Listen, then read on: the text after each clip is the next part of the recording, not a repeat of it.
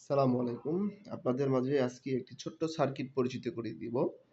এই সার্কিটটি হচ্ছে সাধারণত যারা মিনি আইপিএস তৈরি করেন এবং এরকম ১২ ভোল্ট 9 অ্যাম্পিয়ার থেকে 10 অ্যাম্পিয়ারের ব্যাটারি 10 অ্যাম্পিয়ার বা 12 অ্যাম্পিয়ারের যারা ব্যাটারি ব্যবহার করেন, এই সকল ব্যাটারি চার্জ কন্ট্রোলের জন্য আমরা এই সার্কিটটা ব্যবহার করে থাকি।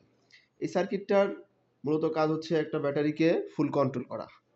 এখানে আপনি ১২ ভোল্ট বা এই ট্রান্সফর্মার মাধ্যমে ১২ ভোল্ট ৪ অ্যাম্পিয়ার বা ৫ অ্যাম্পিয়ারের এই ট্রান্সফর্মার মাধ্যমে আপনি যদি এই ব্যাটারিগুলো চার্জ করতে চান, তাহলে এটি হচ্ছে সেই কন্ট্রোল সার্কিট। হ্যাঁ? এখানে হচ্ছে ইনপুট, হ্যাঁ? ১২-০-১২ এটা হচ্ছে ব্যাটারি কানেকশন এবং এটি হচ্ছে লোড। একই সাথে আপনার কারেন্ট চলে গেলে এটা আপনি লোডও চালাতে পারবেন।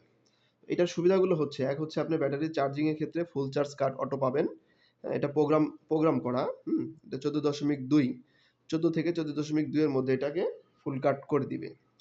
তারপর আরেকটা সুবিধা হচ্ছে রিকানেক্ট। মনে করেন ব্যাটারিটা আপনার আ চার্জিং অবস্থায় আছে, চার্জ ফুল হয়ে গেছে এবং একটা দীর্ঘ টাইম পরে তো ব্যাটারির পার্সেন্টেজটা লো হবে। যখন 12.5 এ আসবে, 12.5 আসলে সে আবার অটো রিকানেক্ট হয়ে ব্যাটারিটাকে ফুল করে রাখবে। মানে ব্যাটারিটাকে সে ডাউন হতে দিবে না।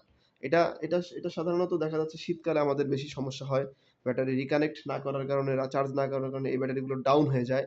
তো এই সার্কিটটা ব্যবহার করলে আর এই ব্যাটারিটা ডাউন হবে না। তারপরে আপনি কারেন্ট চলে গেলে অটো লোড চালাতে পারবেন। হ্যাঁ? এই সকল সুবিধা নিয়ে আমাদের এই সার্কিটটি, এটা আমাদের ২৬ সালের, ২৫ সালের মডেল। ২৫ এ আমরা এটা তৈরি করেছিলাম। ২৬ এ নতুন মডেল আসতেছে। তো এটা ইনশাআল্লাহ নির্বাচনের পরেই চলে আসবে আমাদের হাতে। তো যারা এই সার্কিটটা খুচরা এবং পাইকারি নিতে চাচ্ছেন, তারা আমাদের কাছ থেকে নিতে পারবেন এভেইলেবল। তো আজকে জাস্ট এই ভিডিওতে আপনাদেরকে এই সার্কিটের পরিচিতিটি দিচ্ছি। পরবর্তীতে এই সার্কিটটা আমরা কিভাবে কানেকশন করব, আ চার্জ আ চার্জ কিভাবে হচ্ছে বা কানেকশন করে এটার ক্রমটা আপনাদেরকে আমরা দেখাবো।